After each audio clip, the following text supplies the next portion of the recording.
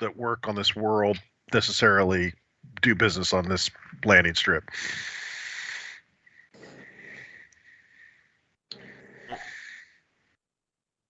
Sorry. My stream evidently stopped for some strange reason. Oh, no worries. Didn't he say Drop Point Hotel is around here pretty close? It's on the other it's on the other side of the city. I don't think it's a normal hotel. We wouldn't want to mention it by name. We have the coordinates for it, so we're going to probably want to go there on our own without letting anybody know where we're headed. But in the meantime, I would ask if there are any brokers that he knows of that occasionally do business on this landing field. So he tells you that there are a couple of brokers in the city, and he gives you the names of two of them. One is a company that you've heard of before.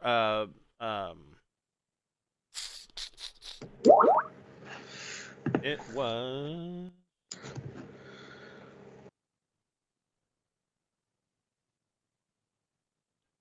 briefing, companies and corporations. Starlink Merchant Factors actually operates on Herzen's Lust, and you've heard of Starlink Merchant Factors before. They are basically a consortium of multiple merchants that kind of unionize together in order to battle some of the larger merchant companies. But yeah, they deal in brokerages here on Herzen's Lust. They're probably your best bet. Sounds good. Yeah, we have a bunch of golf carts for sale. So he gives you directions and gladly takes your cash and gets you back to your refueling. Well, he gets back to his sandwich and tells the three guys on his crew to get back to refueling. And they're kind of grumbling about it, but you can tell that they haven't really had anything to do in weeks. So I mean, this shouldn't be that big of a deal. So I take it, since this is Glenn's Jeep, that he's the one driving. Yeah, I got. Okay, so you take off, following these directions, and the Jeep handles the fairly rough terrain for a landing pad, but it handles it well because this is an all-terrain assault vehicle. And when you get off of the landing pad, you notice something really weird. And what is weird is that there is no transitory period between the landing pad or starport and the city. It's like the city just starts at the end of the landing pad. There's no Star Town or anything like that. It just goes from landing pad directly into local culture. So it's a little bit of a bit of a culture shock getting in there. And like I said, you pass a number of burnt out vehicles and all wheeled cars. You see some occasional traffic with air rafts and small, grav vehicles, but for the most part, everything on this world is going to be wheeled or tracked.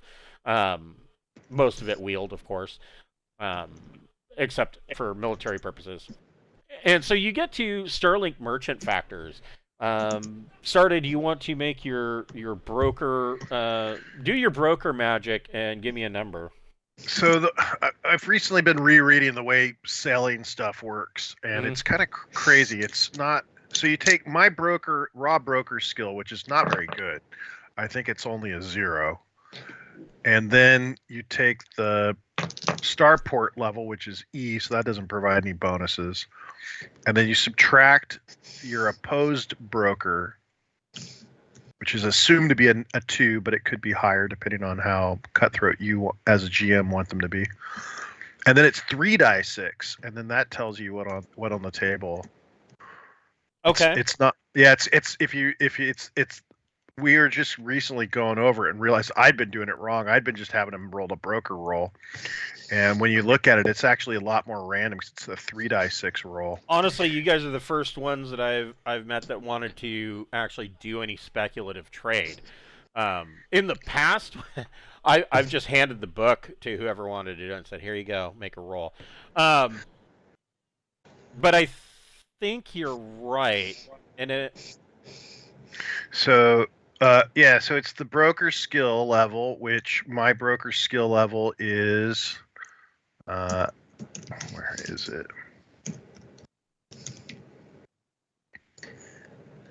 Is 0, so that's not good.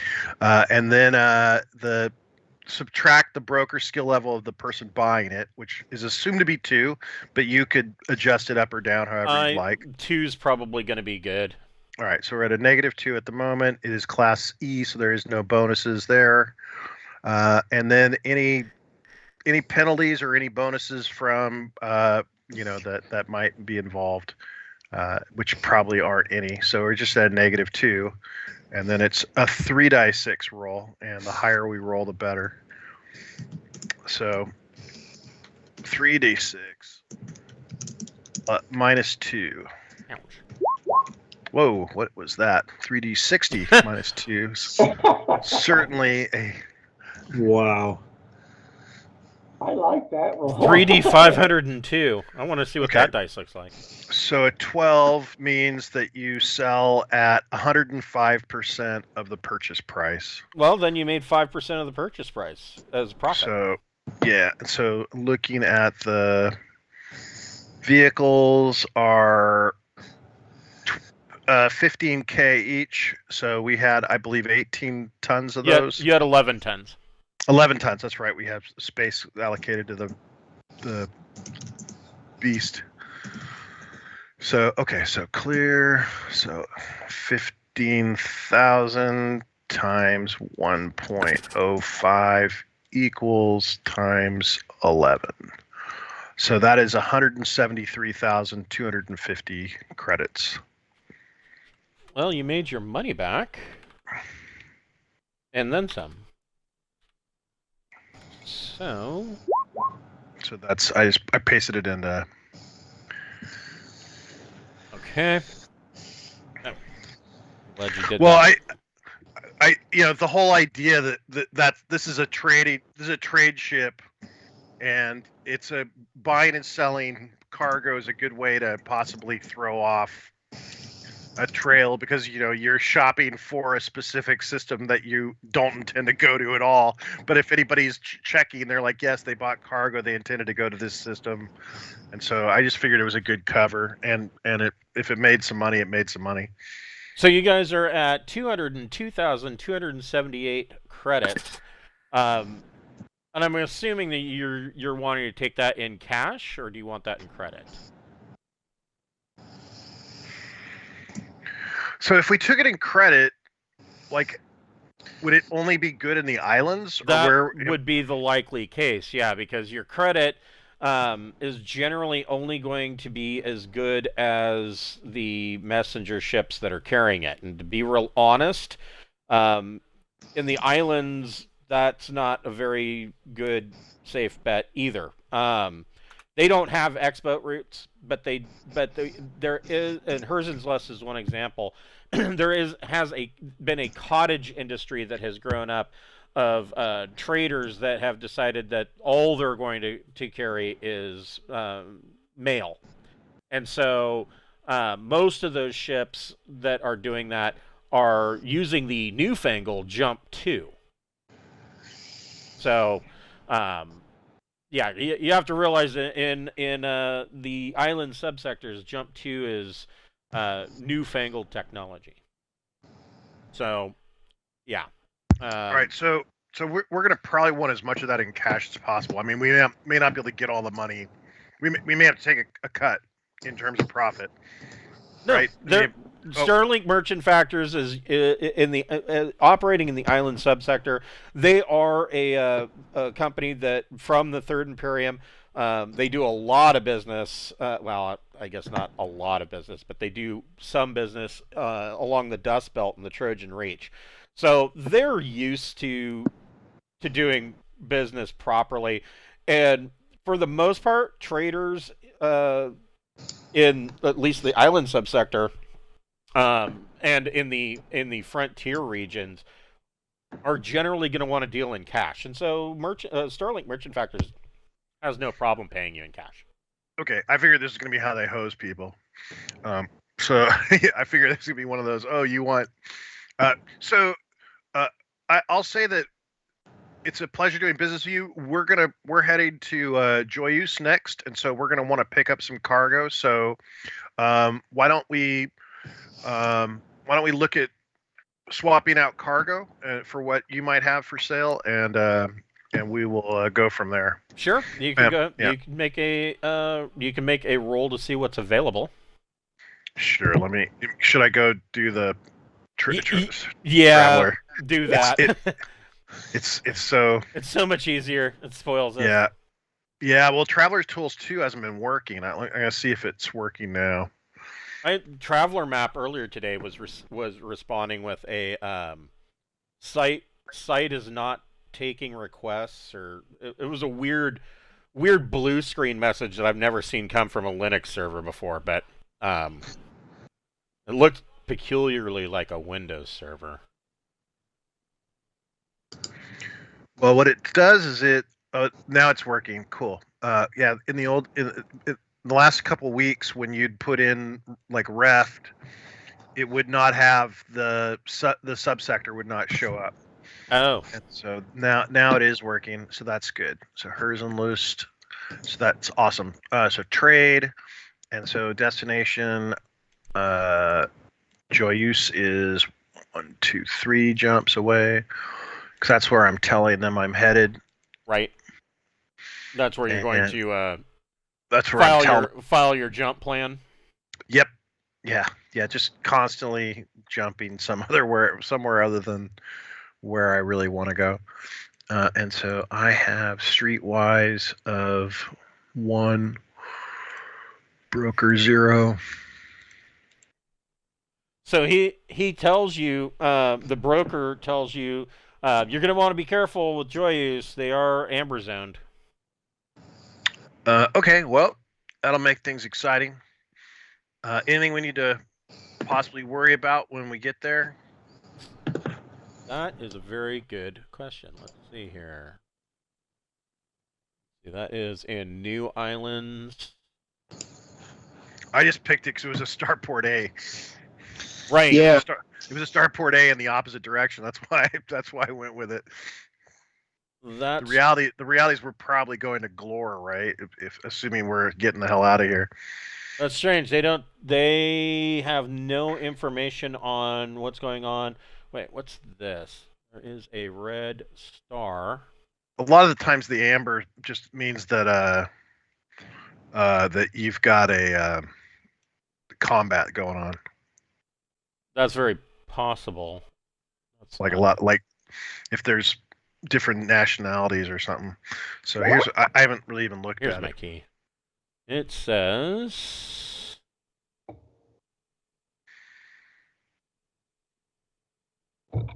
it looks like there is a alternate. There is a naval base there, but it is not. It is an island's naval base. My guess would be that Joyous is a questionable planet. Probably is having combat issues, maybe with Orphe. Okay. Would be my guess. So if we were really trying to do trade, I would probably go for those luxury consumables because that's a bigger margin of profit. But I think we'll just go with the textiles. They're cheaper. So yeah, Joyous has a law level of looks like 9, so it could be luxury goods might sell really well there, especially if they have a wartime economy. Right, but we're not going there. So. Right. Right, that's true. Right, you're not really going there, but I mean, if you're really wanting to keep up your cover, you know. Right. but I don't know that I want to reinvest that much money because that would be that'd be pretty much what we bought this stuff. That'd be 13,000 a piece. Right. So well, I guess that still leaves us some money left.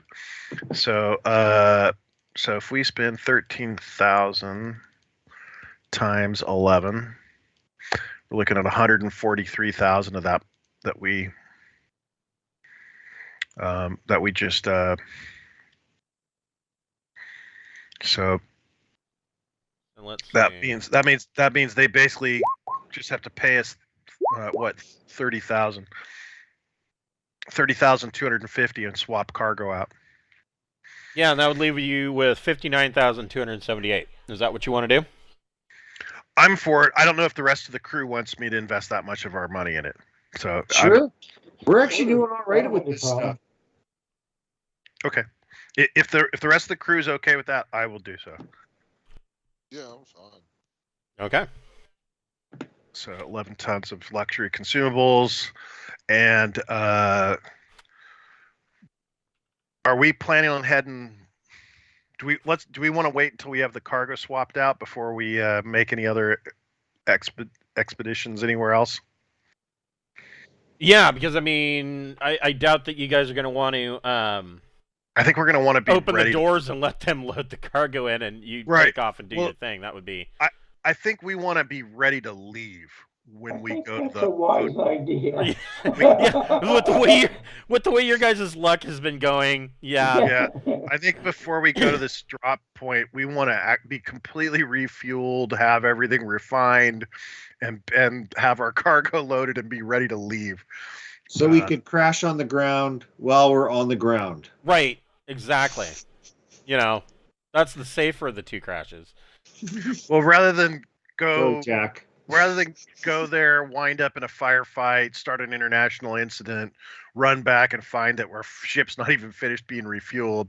So I'd rather start the incident after we're refueled and ready to leave. So yeah, it's looking like it's going to be holy shit, 2 weeks to for them to fuel you up and for you to process that fuel. Well, 10 days.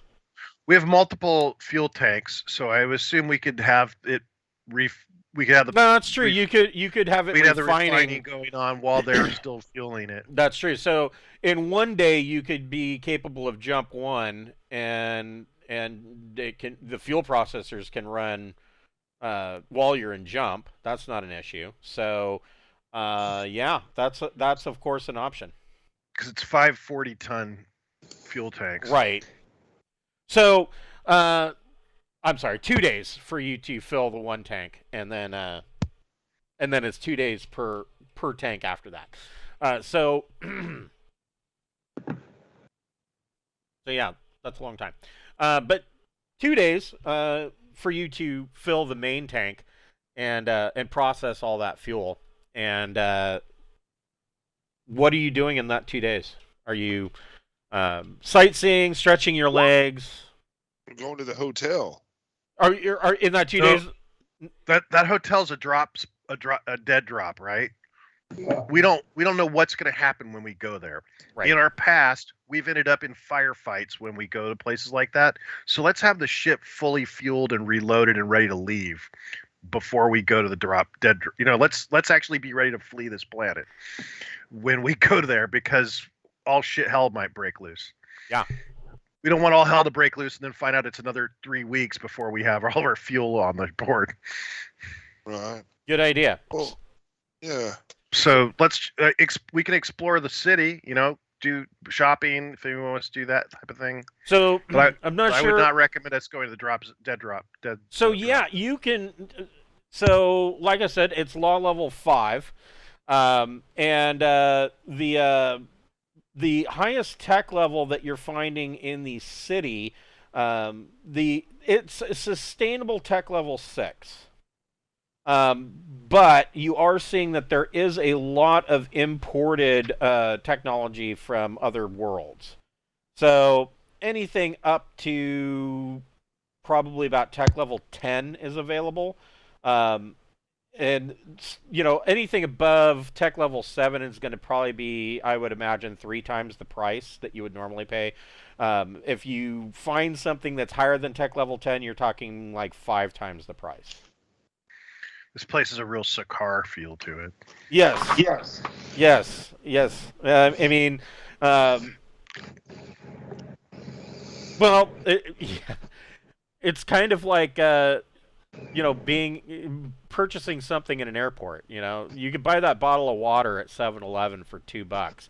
If you go to the same 7-Eleven that is a kiosk in an airport, that bottle of water is going to cost you $6, because they had to bring it in through customs and through security, and so Well, I mean, because they know you weren't able to. And they've got you over a barrel, right? If you want a bottle of water, you're going to pay it. So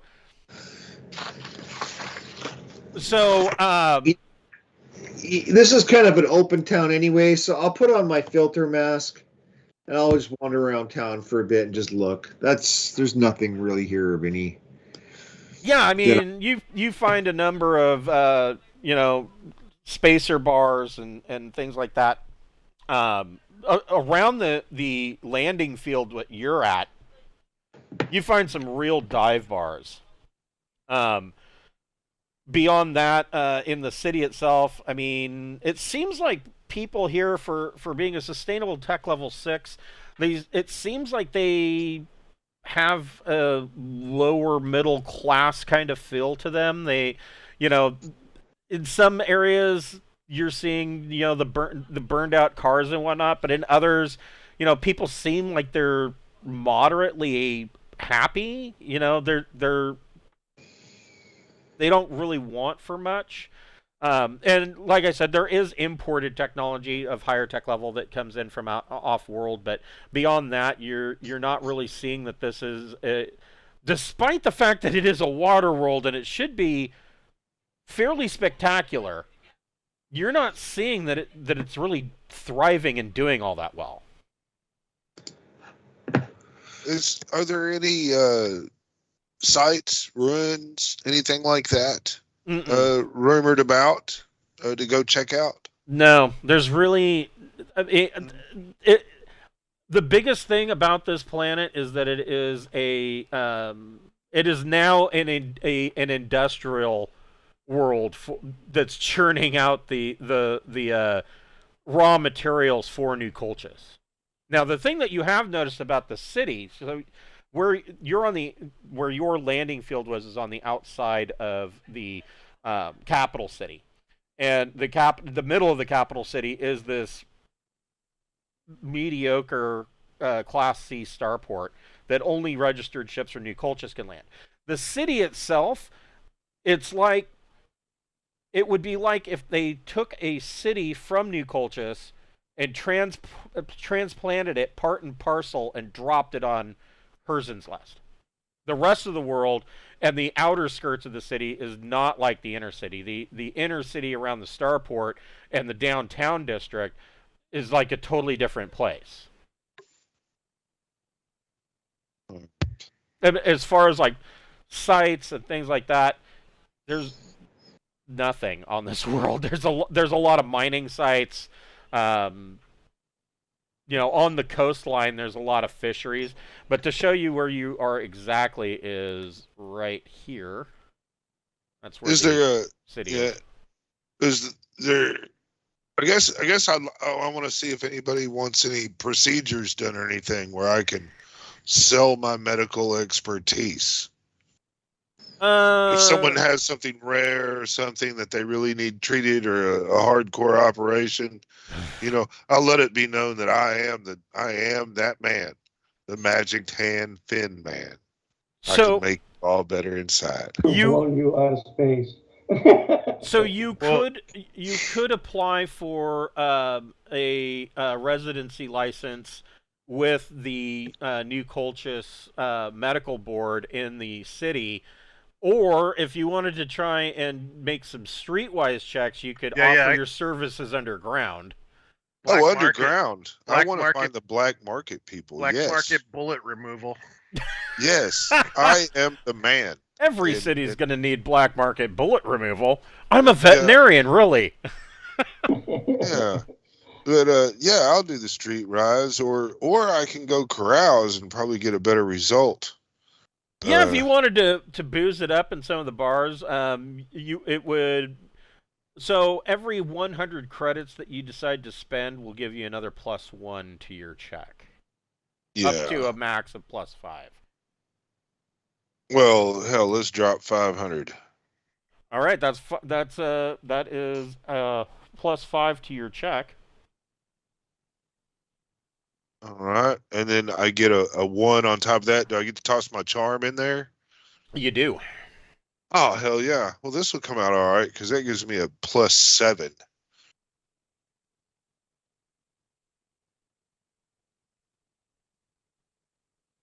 There we go. 14. Okay, so you do find somebody, and they are shot up pretty bad. Now, when I say shot up, these are not bullet wounds. They are laser burns. Oh, yeah, nice. You can make a so it will. When I say pretty bad, it is going to require some surgery. You can make a medic plus intellect or education check and perform surgery on him. However, where are you going to perform the surgery? Wherever they have like a motel room that they can offer. That will be a -2 to your check. I'm fine with that. Okay. Yeah. Yeah, you gamble a lot when it's somebody else's life you're dealing with. You know, I'm not gambling it as much as you would think. Let's see. So I'll get 3, 4 on that, and then if I break out my nifty meta scanner, and scan them up a little bit, and then I've got a TL14 med kit. So that's another +3. Yeah, so +3, and then I get another +2 for using the meta scanner. So that's +5. So 5, and then I've got a medic of 3, so that is 8. And then I have I got a +1 in both intellect and EDU. So is that +9 -2 is 7? +7? Yeah. Yeah. See, this is one of those games where the technology really that's where you get your bonuses. 12. Okay. I did a sloppy ass bullshit job, but still pulled off as 12. Yeah. So you pulled a Dr. Bob in a motel room, and with a couple of rolls of Visqueen laid down to make sure that the bedding doesn't have to be burned afterwards, and you do the surgery, sew this guy back up, and these laser burns that you are checking out, they're odd. The laser burns themselves to you seem like they are sloppy. One burn seems like the laser might have been a little bit overcharged. The other burn seems like the laser might have been a little bit undercharged. When you questioned them about, or when you questioned the people that hired you about this, they tell you that in the island subsectors, it is common to use something called a laser revolver, and the laser revolver actually uses battery cartridges.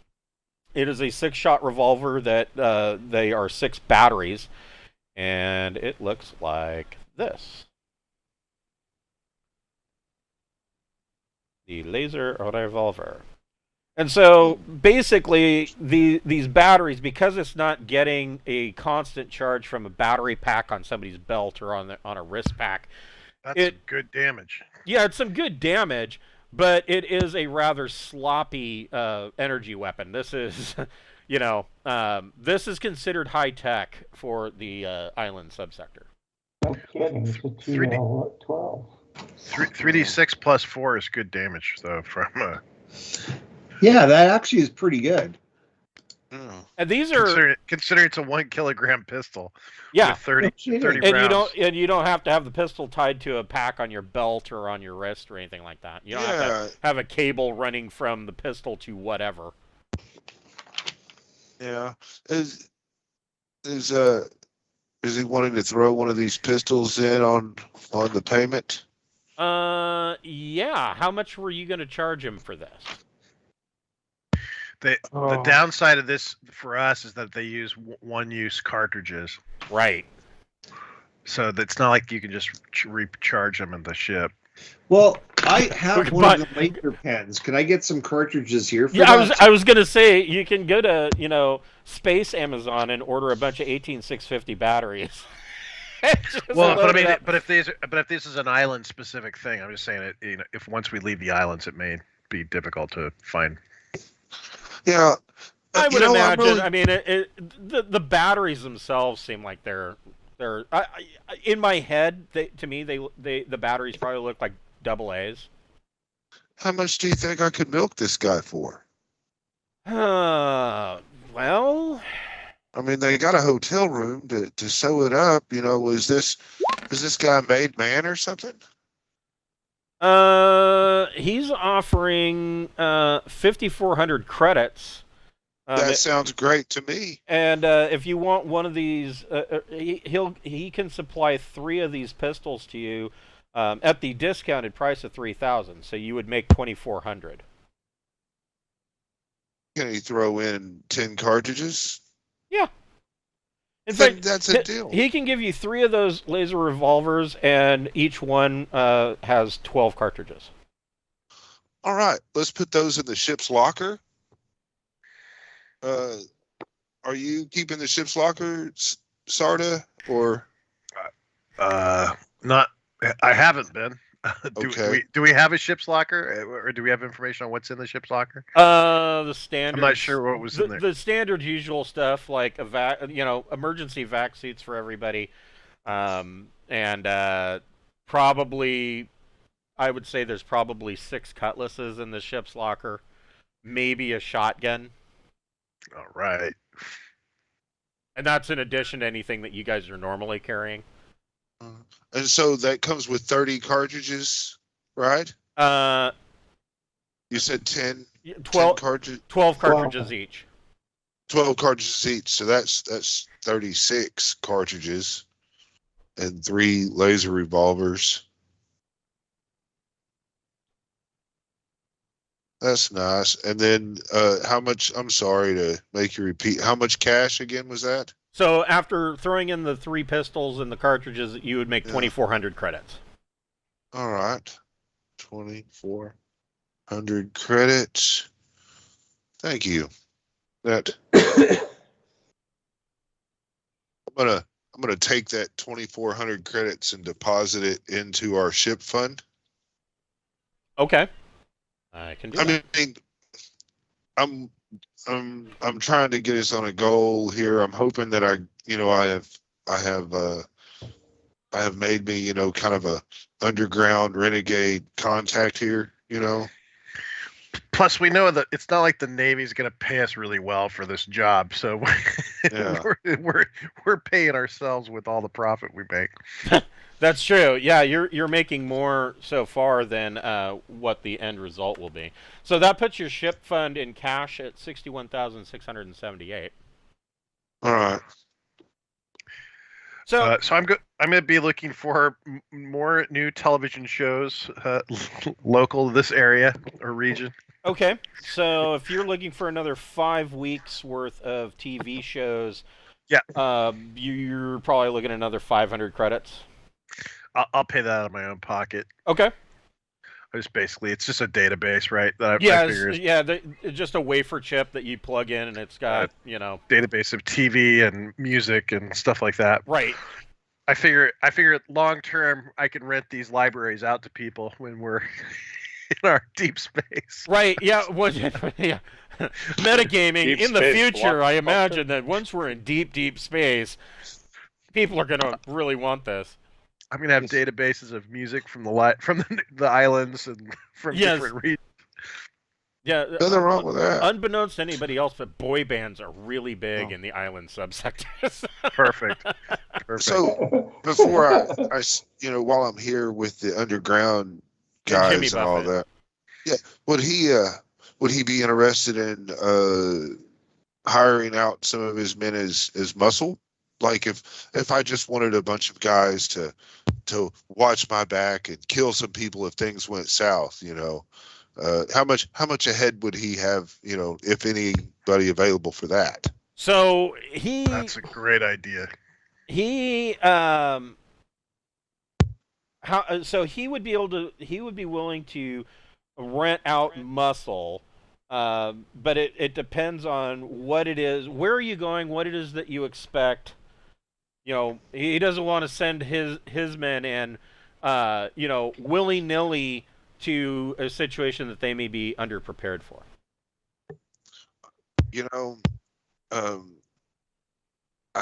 I get this paranoid feeling sometimes, and I'm just gonna go and check out a locker that I need to retrieve the contents for. I want to make sure that nobody tries to interfere with me as I go to collect my shit.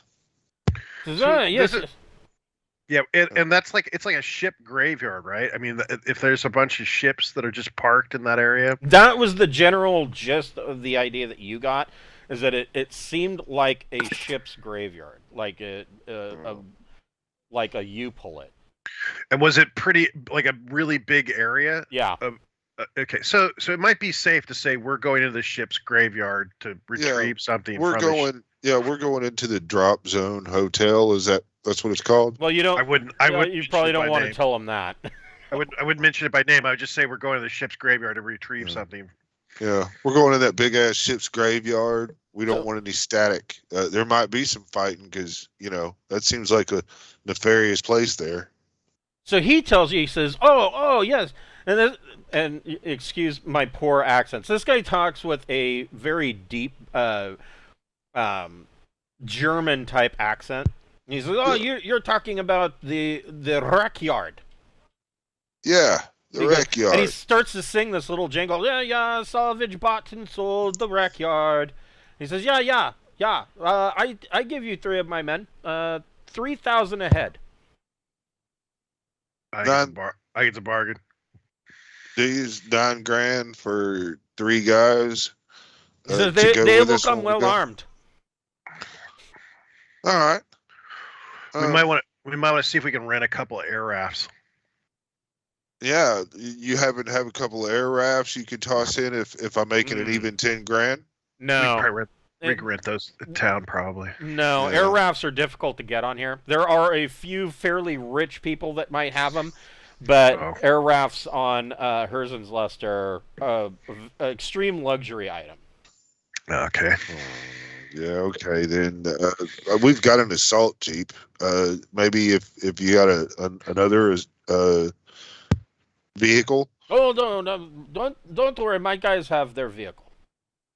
Oh, okay. Well then, yeah, I'll give you $9,000. Here you go, old pal, and I'll take $9,000 out of my personal funds. Okay. So these guys are basically thugs. Perfect. They are armed with auto pistols, and blades. All right. I thought there was a certain kind of law level out here. Well, these gangsters. We're hiring people that ignore law levels. Yeah, gangsters don't generally follow the law levels, so And we're not asking them to go into the city proper, so. Right. All right. So if we're just walking around, he's packing his guns then. It depends on where you're walking around. Right. I mean, if you're carrying them in the open, even shotguns in the city, you'll be stopped by every cop and questioned as to why you feel the need for that. If you are carrying like a stunner or a knife, that's probably okay.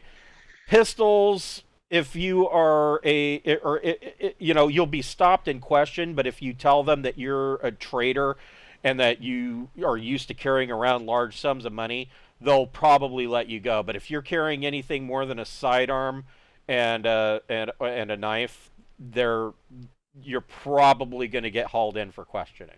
Blah, they're concealed under my duster trench coat. Well, so That he's could be just done.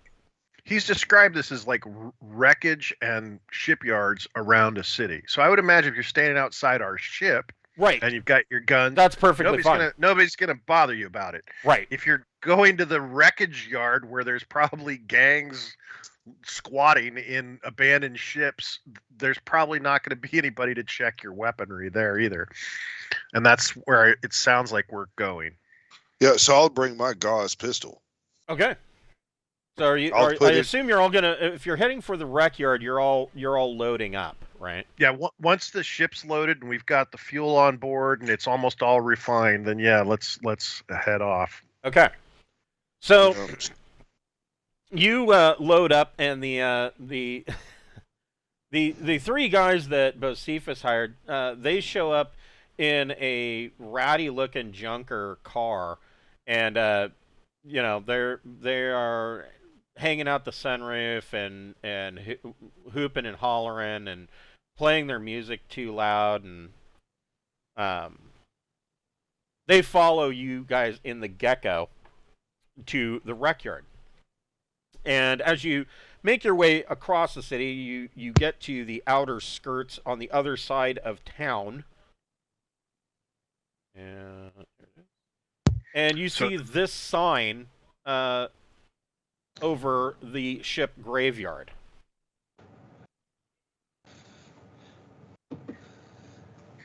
And awesome. It is essentially, like, I don't know if you guys have U-pullets where you're from.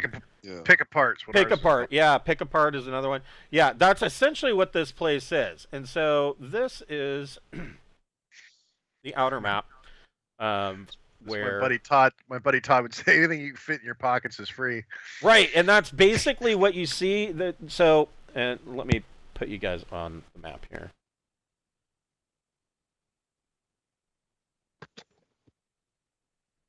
Is there a registry that has the ship's names?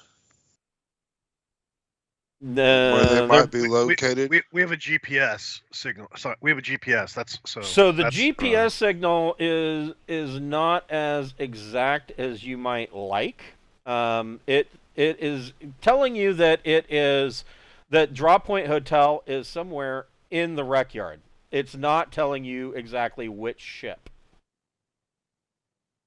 Oh wow, that's really inaccurate. Right. But we can kind of guess that it's one of these 1, 2, 3, 4, 5 sitting around here, possibly. Yes.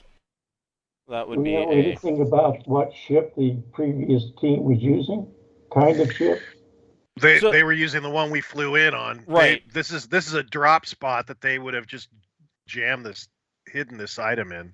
Yeah, they were using a fat trader.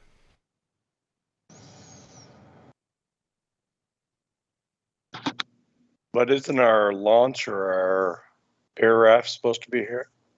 No, that was the air raft was at that mining facility that we didn't go to on the planet we left from. And the news article, the news article that you found, basically told you that the air raft. It sounds like the air raft was totaled. Like, just there was nothing left.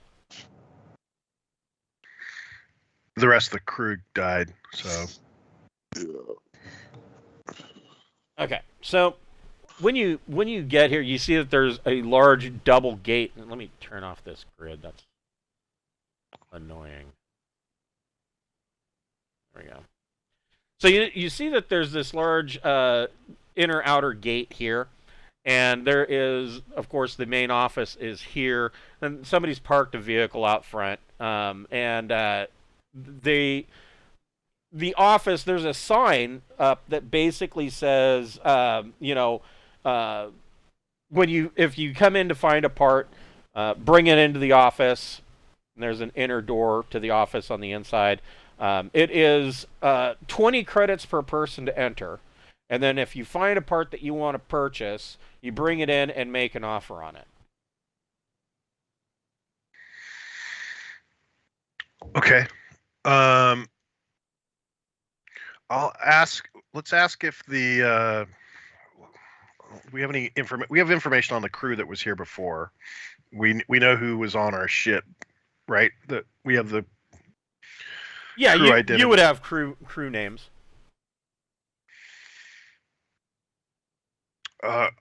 So maybe offer a bribe and show some pictures and see if maybe they recognize any of the people that were from the previous crew. Yeah, you can make a persuasion plus charm check. And how much of a bribe are you offering? Let me see if it's even worth doing. I have persuade. I have it at 0 with a charm of 8. Well, I've got charm 10 and a persuade 1, so I'd get a +2. Yeah, you're in far better position than me to do so. Then I'll do the roll if you want to bribe them. Well, I mean, it's for the bribe. Why don't we just offer them 500? No, 500? Depending on how much you want to bribe them will depend on how much of a bonus you get to your persuasion check. 500 credits? Yeah, sure. 500. If you get too big, it starts getting going against you as well. Yeah, right. Yeah. 500 credits will get you a +1 on your bribery. All right. Then there we go.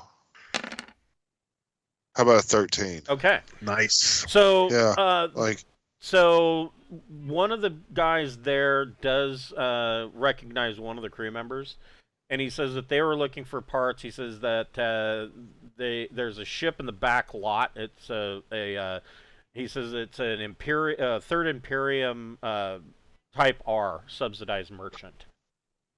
That makes sense. Me and my friends want to go there. Can we just pull our vehicles through and head on? We'll pay the fee for the entry. 20 man ahead. No, we don't allow outside vehicles in. But yeah, it's 20 credits per person. So how do you haul spaceship parts out without a vehicle? They've got some vehicles inside that if you come and get them, they'll go grab the part for you. Oh, okay. All right. I can see it right there. Yeah, let's go on in. Okay. Don't forget, you got to pay 20 per head for your 3 goons too. Yeah, so that's what? Another 1, 60. 2, 3, 4, 5, 6, 7, 8 people. 160 credits. Yep. Yeah. Are you paying it? Or out of the pool? Out of the pool. All right. And what about the 500 for the bribe? Let's just take that out of the pool too. Okay. Okay. So 660. We'll expense it. This game is starting to get a lot like EVE Online.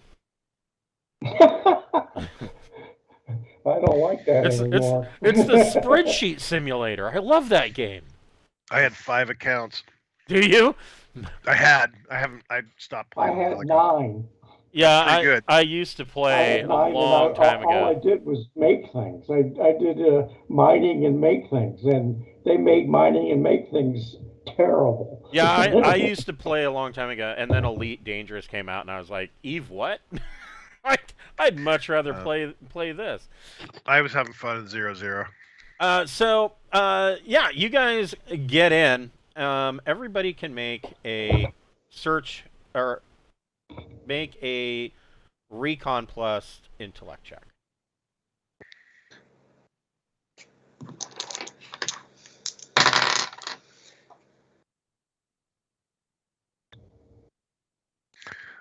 I may want to do something with clairvoyance. Let me take a look at that, but I'll make a roll for now with the recon.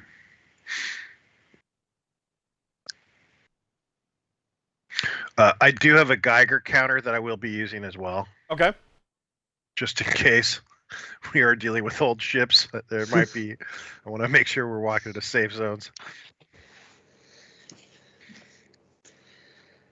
You know. What did George get? Life protection.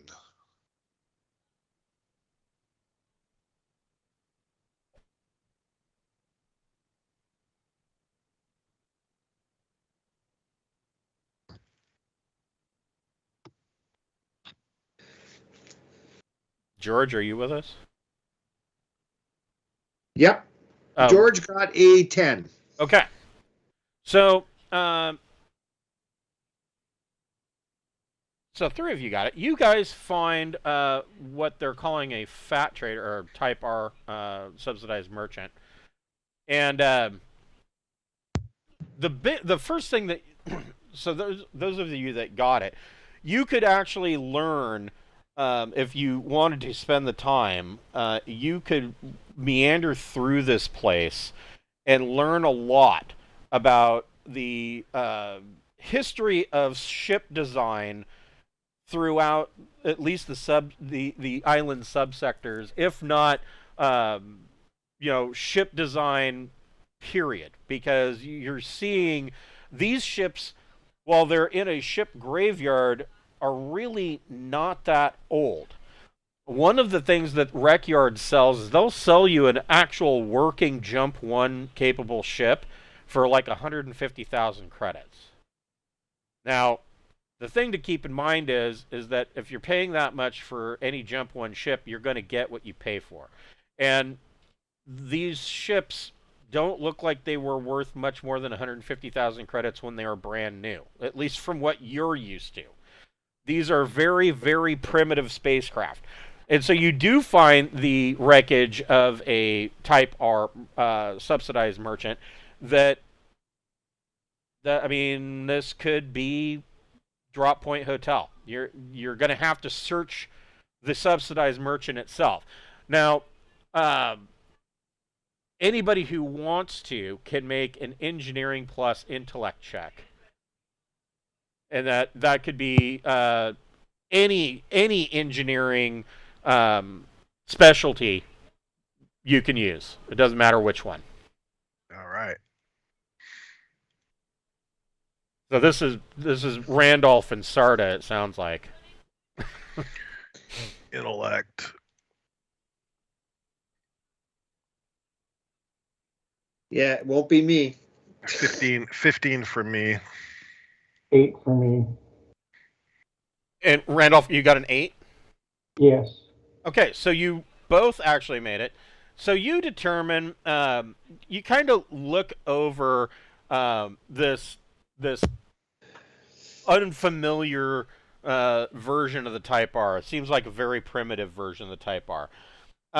It looks like to you guys that somebody gave a industrial base in the island subsectors the blueprints, and then they interpreted it. So it's a little bit different than what you would normally find. But there are some standard places, and one of the things that you determine is that the one of the best places to hide things would be the starboard side scoop. And you notice that the starboard side scoop is in several pieces on the ground around the craft. And reaching inside, and I mean the starboard side scoop, of course, is big enough for one person to crawl in uncomfortably. You reach your arm inside and scoop out a armful of animal droppings, some kind of abandoned nest. Right. Something's been living in this thing. You. Right. You guys, both Sarda and Randolph, know that this starboard side scoop, I mean, if you really wanted to hide something, you're going to have to, one of you is going to have to crawl inside. I'll crawl in. Wait, just one moment, please. I want to do a life detection. Okay. Oh, that's a good point. Good Yeah. point. I don't want to crawl in there with something else. Actually, Right. let me use my clairvoyance to check in there too. All right. Well, this is an easy check for me, and Yeah. it'll only cost me 1, so I'll get This is under telepathy, so my roll will be with a +3 right now, I believe. Let me see. Telepathy 1, and then I've got, yeah, we're doing that. All right, here we go. I It'll be really plus- feel like I've done my job as a referee, that I've made you get this paranoid. Well, before someone goes in, I mean, I made my check by 5+ on the effect. So, I just want to make sure that, get an idea of what living is on this ship and what especially, is right there around this scoop area. So your life detection, you're not picking up, you're not sensing anything on the ship. I don't, I'll let Sarda know, but, All right, I don't. So I'll start climbing in, and I'll use my tactical awareness to give me an idea where that's. So I beat it by 3. That gives me 3 rounds of basically knowing, being aware of everything around me. Seeing through walls. Yeah. Well, do we know what we're looking for? But it detects. They can perceive dangers and foes. It allows them to ignore the effects of darkness, smoke, fog, or other environmental effects that impede vision. And so it allows you to detect, hidden enemies and things like that. So basically, if I'm looking for something that's hidden, it's going to help with that. I'm assuming as I climb into this thing. Do I need to do some kind of acrobatics or dex? No, you don't need to. You crawl inside. You do have the unfortunate event of you get inside. You find that the portside regulator is in place, and as usual for this class of ship, it is the usual amount of swearing and curse words of getting to it that is the hard part. Sure. When you do get to it, you have the unfortunate side effect of finding yet another rat's nest. There's no rats inside of it, but it is an overpowering stench. However, there is a heavily bundled and stinking holdall that is wrapped in like an oilskin cloth that has been stashed here. Perfect. I will grab that and weasel my way out of here. Okay, so you weasel your way out, and when you get out, you can see that this oilskin cloth has been heavily nibbled on by the rats living in the portside regulator, and opening it up, you find that indeed there are some backup data cores sitting here. There is also a bundle of an additional 20,000 credit plaques. All right, I'll try to keep that on the down low from the 3 mercenaries. Right. So I will add that to your ship's fund. So how big are these data cores? Like, how hard is it going to be to smuggle them out of the front door? So these data cores are, I would say that they're probably about a 2 foot by 2 foot, or like a 2 foot by 2 foot square. Like all right, let's go into the ship itself and let's look for other data cores that we can maybe throw them in the middle of. You know what I mean? So we could go out with a bunch of data cores. Okay. So as you hold on. Right? I mean, if you're going to take something from Pick Apart, you don't want them to know about it. You throw it in with a bunch of other crap. Yeah, that's a good point. So you are up to 81,018 credits.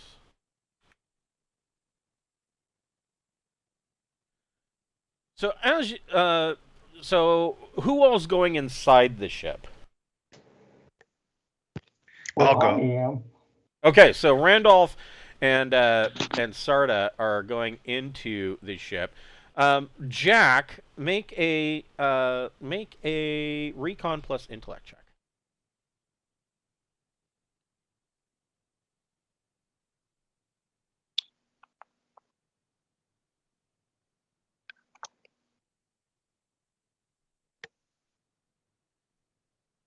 Seven. Little low. And Sarda, you, with your tactical awareness. That's probably worn off. Yeah, it probably is worn off. Because I only had three combat rounds of tactical awareness. But I will allow both Cephas and George to also make a recon plus intellect check. Oh. Now you guys are gonna roll bad. There we go. Got a 3 + 3 for recon is 5, + 2 for intellect is 7. Ugh. So Bocephus, you see it. You see that there are 3 ruffians